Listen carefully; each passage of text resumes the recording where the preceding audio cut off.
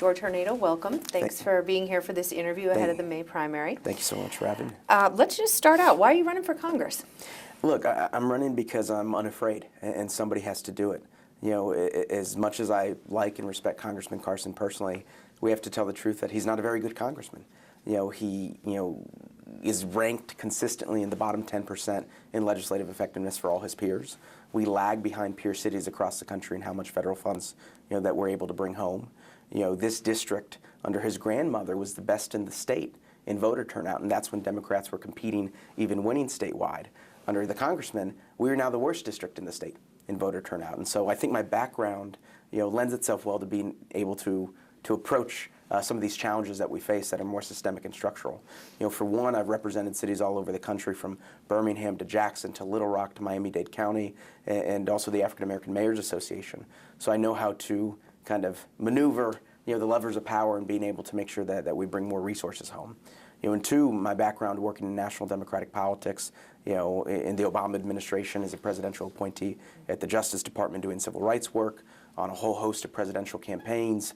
I've got both the vision and the ability to execute and put the pieces of the puzzle together so that, while not overnight, we can hopefully compete again.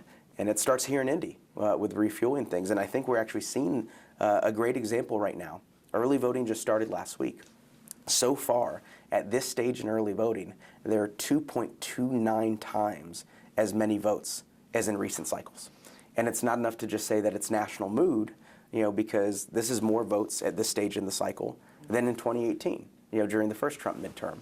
And so that's, in my opinion, a result of the ground game that we've been building for this past year. I was going to say, do you attribute it to the voter turnout at this point, to a primary, more candidates in the primary? Oh, absolutely. I mean, we have knocked over 40,000 doors so far. We have made over 1 million calls, over 1.5 million direct voter outreach attempts so far. We have had individual conversations with over 16,000 voters. So it gives me a bit of a sense of a heat map on the issues that are important to folks across the city. And what we're also seeing in the data right now is 47% of those that have voted thus far in early voting did not vote in the 2022 midterm primary. And 26% actually have not voted in any primary this decade, if any primary at all. And so it shows that we are both rebuilding an electorate and getting people energized and showing that for once they have a choice. Speaking of rebuilding, you've said this campaign is about, quote, rebuilding Democratic strength from the ground up. Do you believe there's something broken in the Democratic Party right now? If so, what? 100%. The party is financially broke. It's broken. It's disorganized, and it forgot how to fight for people. And we can't fix what we refuse to face. I mean, look, I was on the board of the state Democratic Party here for 5 years before getting into this race. Forced off the board upon getting into the race. I was denied access to the voter file without cause, simply because the party could. Because it's more focused on protecting, incumbents than it is making sure that we're activating people, right? And quite frankly, I'm tired of losing. That's why I'm doing this. I got tired of looking around for leadership because our leadership is incompetent, and look, I'm not the rebel from outside throwing rocks in. I'm from inside the house saying that it's on fire, and so I'm bringing all the background that I have, the experience that I have to kind of reshape things here. And there's such a disconnect between the party and the people that it claims to serve, and I see it every single day when I'm on the doors. You've described yourself as a next generation candidate. What does that actually mean in terms of governing differently, and why should people choose you versus an incumbent who has relationships in D.C., who has committee assignments, who's been there? I mean, to the first point, what's it gotten us? 18 years, he should be far more of a player than he is. The fact that from a legislative standpoint, he claims 22 bills that he's had signed into law. 20 of them, he really just threw his name on there as a co-sponsor. It's only 2 bills in which he has been the lead sponsor that have actually been signed into law, and both were commemorative. One naming a memorial and one renaming a federal building. So 18 years, that's not brought a lot. Committee assignments, he's been there long enough, he should be the ranking member. And then incoming chair when we win the House of a committee, not just the ranking member of a subcommittee. So we're not getting our fair share of respect. And I think it's frustrating for me because when a lot of my work was in D.C., whenever the congressman's name would come up, people would laugh and they'd say, "Oh, the Do Nothing Caucus." So that's frustrating for me because I got a closer look into what we're getting, or rather what we're not getting by his representation. For me, because of my work across the country as well as in D.C., I've got relationships, right? So I'm not coming into this blind, and I know how to operate and do the work. But also, I think we are in a unique political climate, obviously, and what we're going to need on the other side of Trump are builders. It's not enough to have folks that just toe the party line and do whatever Democratic leadership wants them to do. We need folks that are going to have a mind of their own and actually do what's necessary to represent the community. So, George, how would you legislate differently? What would you do if you got elected and hit the ground running there? What are you doing differently? So we're talking from a legislation standpoint, but not just also the party building standpoint. Then for one, I think we need a much more robust and proactive competitive grant operation.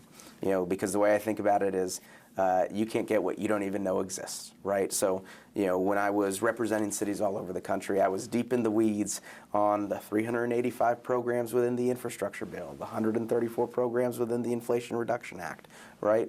Understanding what is there to bring to clients, and we need to do the same thing here. Bring all the opportunities to say, hey, the city is an eligible entity for this program, or universities or nonprofits or corporations are eligible entities for these programs. Let people then decide, okay, we've got a project, we want to go for it. Then provide a value and a service by helping with the grant writing side, and then the advocacy side on the back end. It's not enough to be a passive member of Congress that just says, okay, send me a letter and I'll auto-pen a letter of support and send it to one specific office in one specific agency. We need a quarterback. We need a cheerleader. So that's something that would help bring a lot more competitive money home. But another thing that I think about is Indianapolis is getting left behind because of our federal funding formula. I talk about fix the damn roads a lot, right? And sometimes people say, hey, well, that's state or local. And I tell them anything that's state or local can also be a federal issue. For one, if I'm more proactive in bringing competitive grant money home on any given topic, does that free up the municipal budget to put more money towards infrastructure? I can't make the mayor do that, but I can allow for the circumstances. On the formula funding side, I think about the Surface Transportation Reauthorization Program, which is just fancy for saying federal road funding.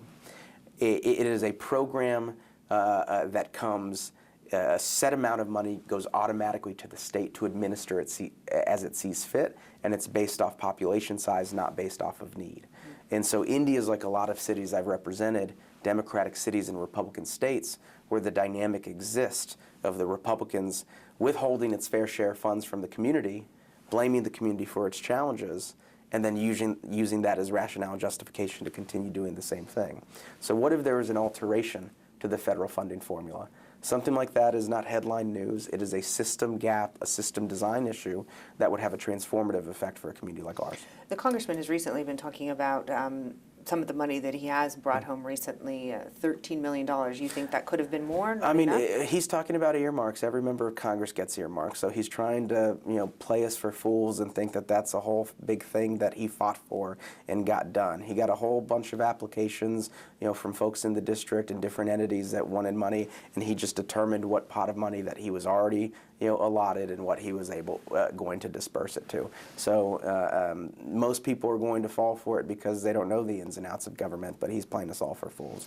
And this is money that's already been administered. So for him to do all these photo ops with the big checks after the fact just because it's election season, I think people will see right through it.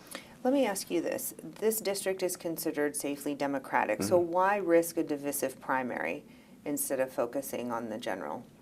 I mean, because it is a safe Democratic seat for that very reason, right? I mean, we should be able to expect more than what we have. If I thought I was going to put this seat at risk of Republicans winning in the general, then I wouldn't be doing this. But this is a very safe Democratic seat, and so it's important that we get what we deserve out of it. It's the only safe Democratic seat in the delegation, so whoever sits there needs to not just see themselves as an up or down vote in D.C. on any given issue. Any of us can do that, right? It's about how do you use the platform. We need whoever is there to be a party builder, to be a party leader, to break down silos between federal, state, and local government, to actually have a vision for the community, not just coast on, one's grandmother's legacy. So you don't think, you don't buy the argument then that this weakens Democrats in the general? It strengthens it. I mean, the amount of people that were already getting activated, in this race, I mean, the proof is in the pudding. Just look at the numbers. This is absolutely what's needed. And we've got, this primary here, and then there are competitive primaries, in races, whether it be sheriff or township trustees. And we're giving people a reason to turn out, and it's important to make people feel seen and heard. I mean, like I mentioned earlier, the fact that this is the worst congressional district in the state in voter turnout, in a state that already ranks, near the very bottom, if not dead last, that's embarrassing. But it also doesn't have to be that way. And so when I'm out on the doors, I'm on the phones, the thing that I've heard the most in this campaign is thank you. And I didn't understand it at first, but, I would say, you're welcome, but for what? And folks would say, for showing up, for knocking my door, for calling me, for asking my opinion. The bar is on the ground. As proud as I am about that, this should be the norm that folks are hearing from their elected officials and from their candidates, but it just simply hasn't been. To platform, on your website, you highlight three major concerns: infrastructure, housing affordability, homelessness. Why those three? Those are field informed, right? Because, as I mentioned, 40,000 doors knocked, all these different calls, 16,000 direct, conversations with folks. So those are three of the biggest issues that came up, and I decided to create kind of 50-plus page white papers, right? It's a lot. Talking not just about what I would do as a member of Congress from the federal side, right, but what's my vision on what are the interventions needed at the state and local side, right? Because complex issues, it's not just snap your finger, here's one policy, at one level of government. It requires a whole of government intervention. So of those three issues, which one would you tackle first if you were elected? Roads. Roads. Mm-hmm. Well, that leads me to my next question. On their website at campaign size, you say fix the damn roads. Mm-hmm. What specifically should the federal government be doing differently on infrastructure? So it goes back to the formula that I mentioned, right? I fully own the fact that I don't have the complete authority over that, right? But when people are complaining about an issue year after year after year, decade after decade, right, to be able to just sit on the sidelines and say, not my problem, especially when you have a seat, as Congressman Carson does on the Transportation and Infrastructure Committee, that's not enough. You have to show people that you're fighting for them. So like I said, the ways in which I would try and tackle it is if I am more proactive in bringing competitive grant money home, that will free up the city budget to then make their decisions, hopefully, to put more money towards infrastructure. But beyond that, I want to advocate for a change to the federal funding formula so that it takes some of this nuance into account. Because right now, a whole lot of federal money flows directly to states to determine how they administer it. So when people talk about the state formula, road funding formula, of which we're left behind, that's their way of determining how to administer it. But it hurts us, and it leaves our community out. And so that's why we need to get creative and think outside of the box. I may not like what Republicans are doing, nationally right now, but you can't say that they're not showing just how fragile, our systems and our institutions are. And I'm never going to accept the idea of this is the way we do things because this is always how we've done it. We have to change the federal formula. On housing, you talk about affordability and stability. State lawmakers, they just passed a law to overhaul how local governments work with developers to eliminate red tape surrounding building restrictions. Absolutely supportive of that. All with the goal of increasing housing supply. Some housing advocates I've talked to worry it will increase housing supply, but not necessarily create more affordable housing. So the federal government has been traditionally very hands-off when it comes to housing policy in that way. What can Congress do about housing? Yeah, so on the congressional side, there's an oversight role.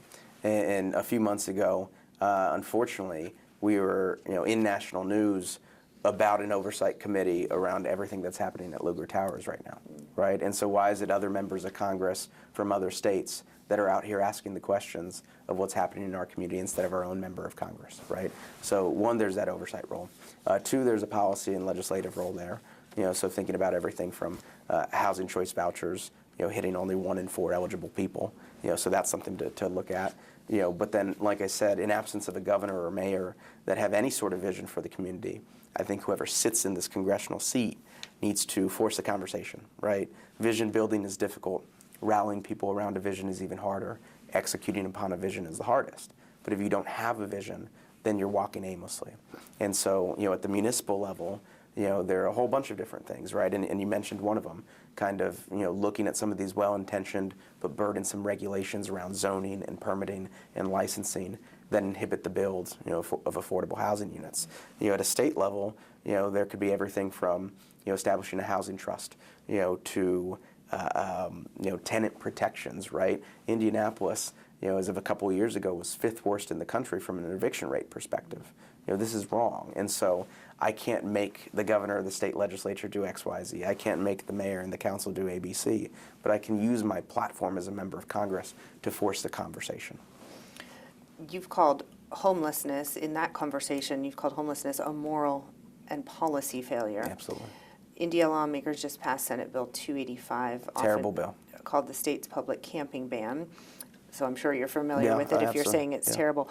What do you think about the approach of this, and what does success actually look like in regards to reducing the number of unhoused folks we see? I mean, so basically this criminalizes homeless people, right? I think it's a terrible bill because what does that do to actually solve any issue? You're just trying to get people to move and not actually help their situation.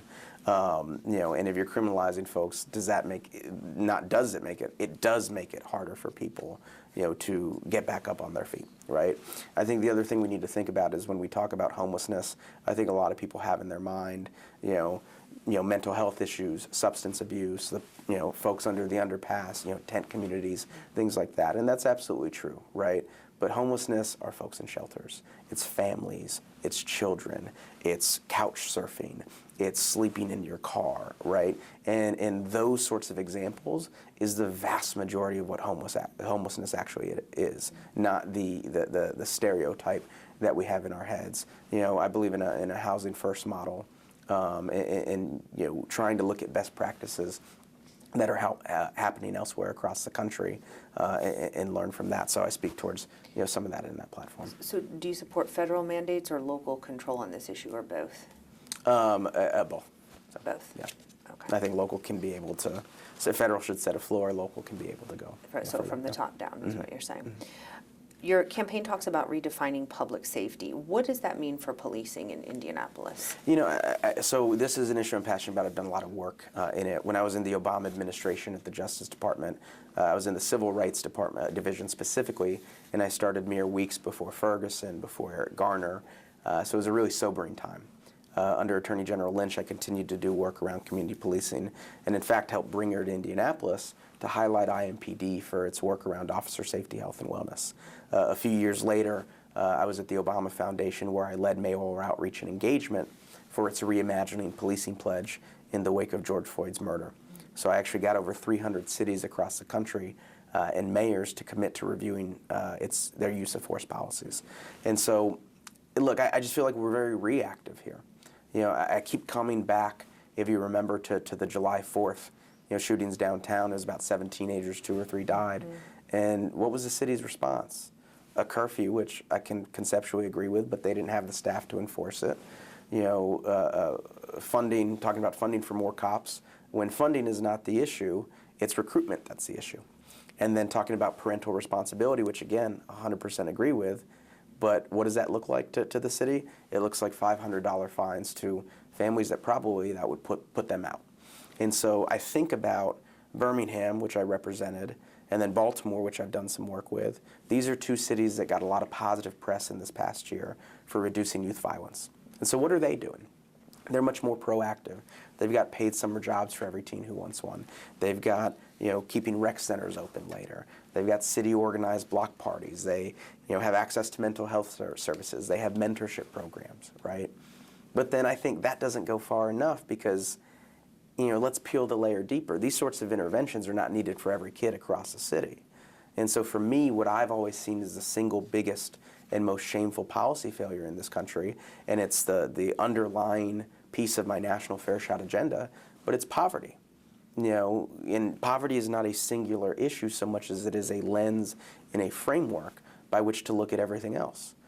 So from a crime and public safety perspective, certainly there are people that, regardless of their circumstances, are bad people and will do bad things.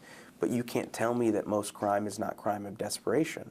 So what are we doing as a community, as a state, as a country, to enable people on the front end to live lives of dignity and success, whatever that may look like, because there's no cookie cutter, one size fits all. So what does that look like if you get to Congress? It looks like a lot of those things that I just mentioned that are proactive, right? A lot of that sort of programming I think is absolutely necessary.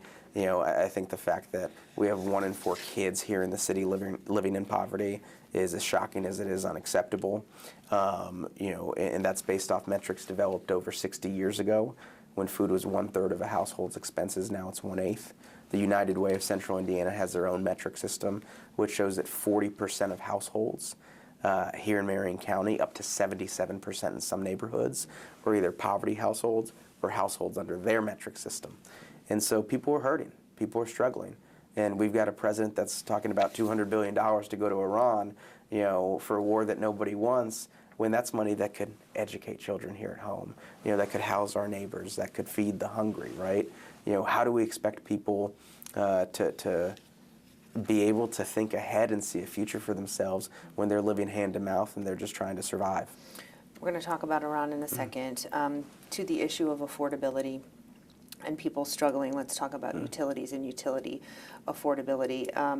Indianapolis residents have expressed concern over BlackRock acquiring AES, not to mention higher utility bills. Yeah.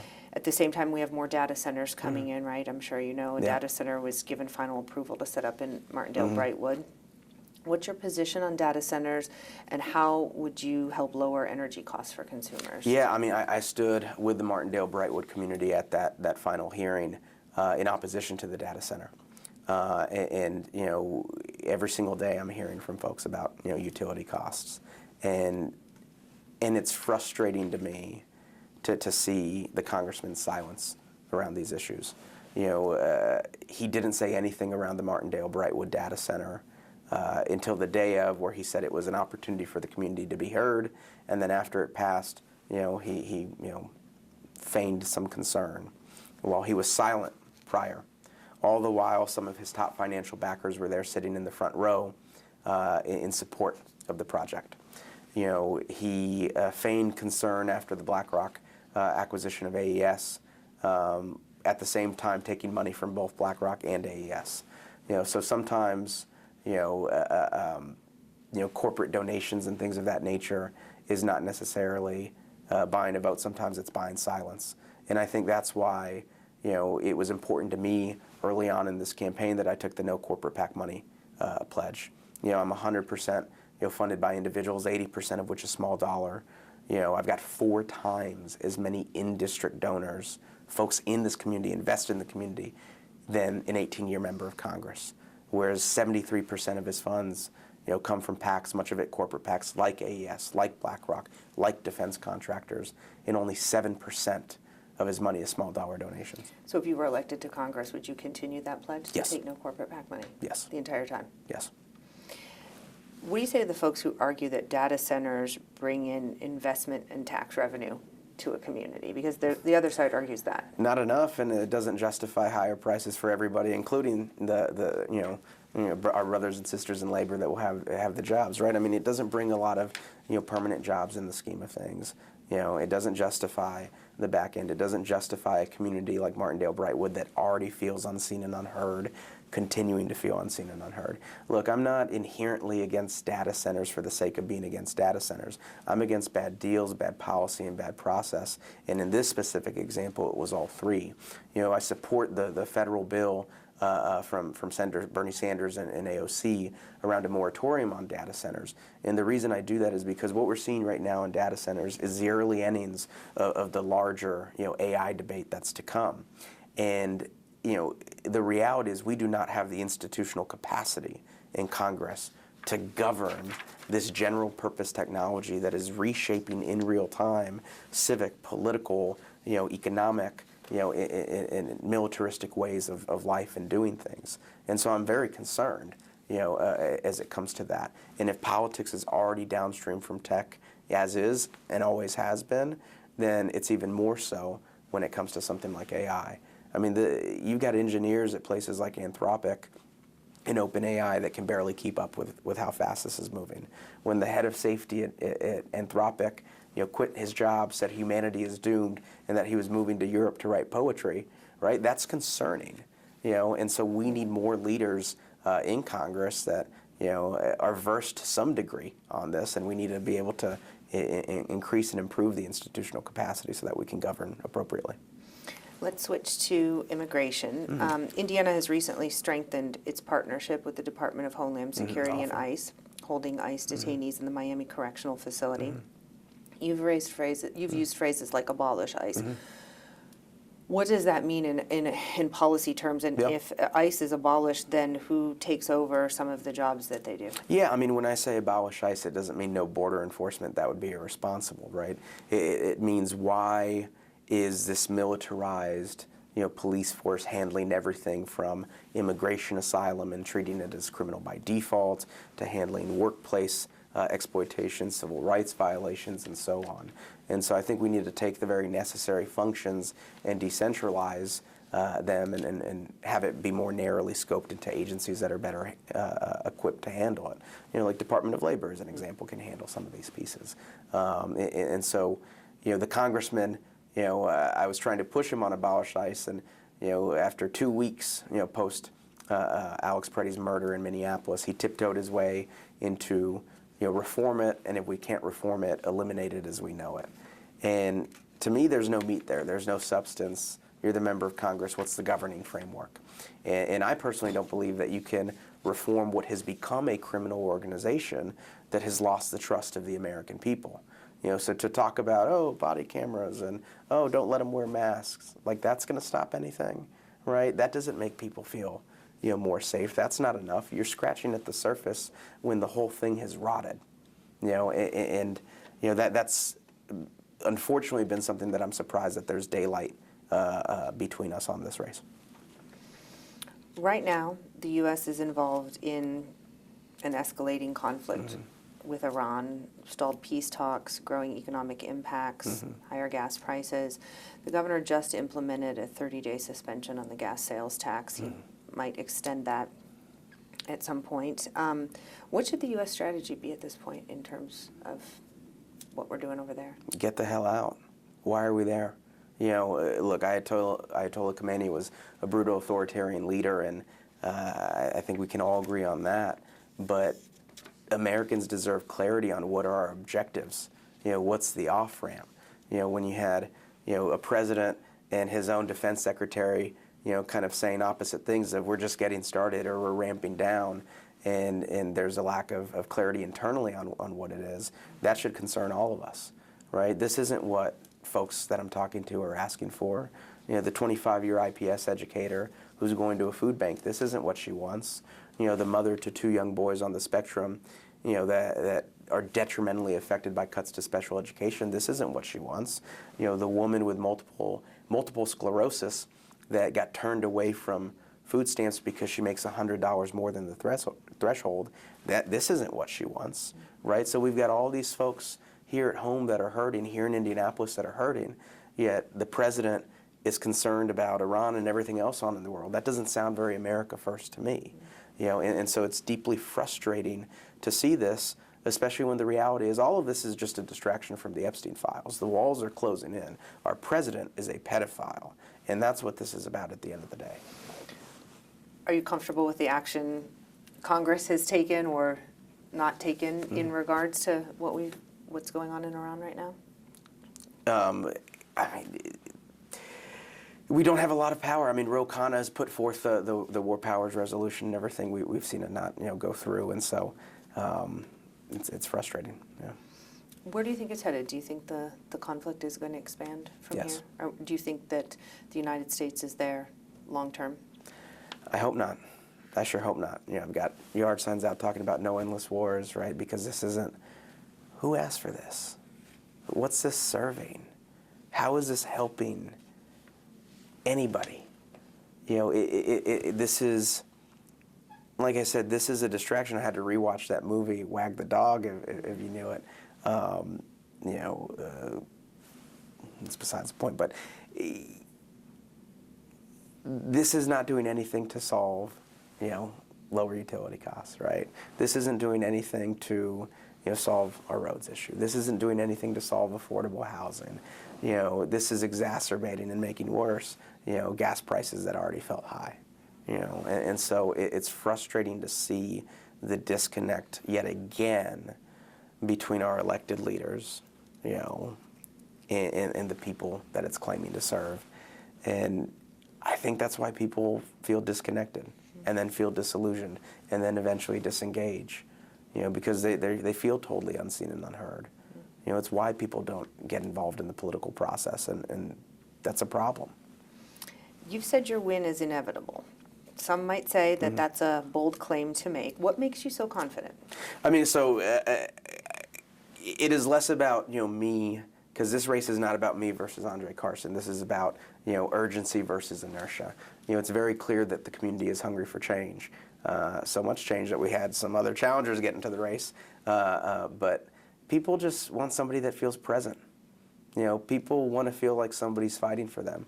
People want to feel like they've got a representative that is not saying, not my responsibility, leave it to the mayor, leave it to the governor.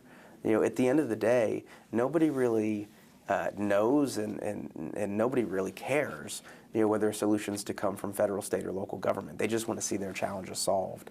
And so the more people that we're able to connect with, it's abundantly clear to me that the win is there and the win is possible.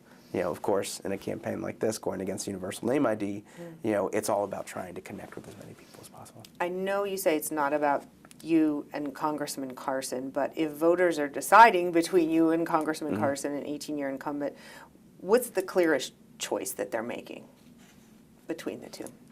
Somebody that shows up. Simple as that. I mean, I'm here. I'm doing the work. I mean, let's take, the redistricting, battle that we had. We didn't know that the race was gonna, the seat was gonna look like the way it's currently constituted. And so at that point, I pivoted my campaign to be a vehicle for grassroots defense. So instead of just trying to elevate me, every ounce of volunteer energy, every phone banking shift, every hour canvassing went to trying to educate voters what was at stake with redistricting and helping drive them to action and reach out to state legislators. So at that point, we had knocked over 24,000 doors, made over 47,000 calls towards that end, building the largest Democratic field operation to combat redistricting. I'm proud about that, but at the same time deeply frustrated because why is it my under-resourced, scrappy grassroots campaign filling that void and not the state party, not the congressman, not the mayor, or not any of these Democratic leaders? It's not enough, as Congressman Carson does to go out there and give the speech and rah-rah and rally people. We've got enough show horses. We need more workhorses. So that's one example. I think also during the November shutdown, the food stamps lapse. How do you use your platform to bring people together and to still provide value? Because we may not have a lot of actual power in D.C. right now as Democrats, but it doesn't mean that there's not symbolic power in how to use that. So in a race like this, I've been able to connect with folks all over the city, from faith leaders to neighborhood association presidents to community organizers of every stripe. And so if this neighborhood association over here is sitting on some funds and they want to do something to be helpful but don't know what, and this group of organizers over here has the passion and the volunteers but not the resources, let me connect them. I can't force anything to happen, but I could put people in that, positioning. The other thing that we did during that time is I did my own research on what are the existing resources out there for those in need, not just here in Indy, but across the state.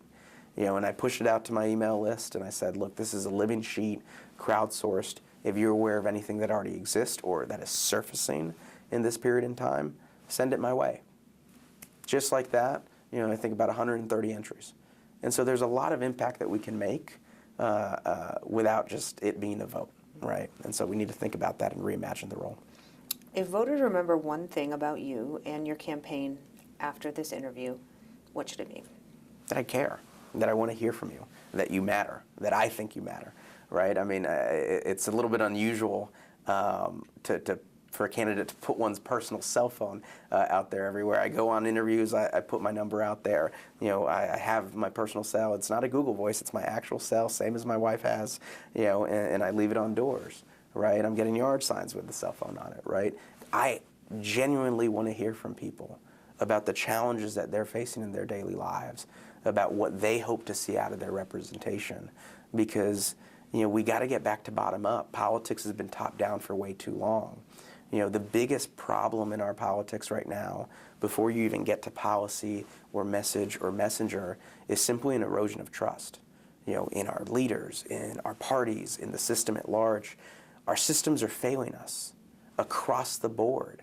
We have to acknowledge that because, again, we cannot fix what we refuse to face.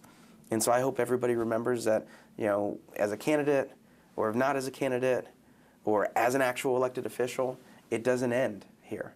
You know, to win, that's not the destination. That's just the beginning, right? And the work only then continues. And so I genuinely want to hear from people. I care about what's happening in their lives and, you know, how I can better their lives. Okay. George Hornedo, thank you so much. Thank you so much. I really appreciate it. Absolutely.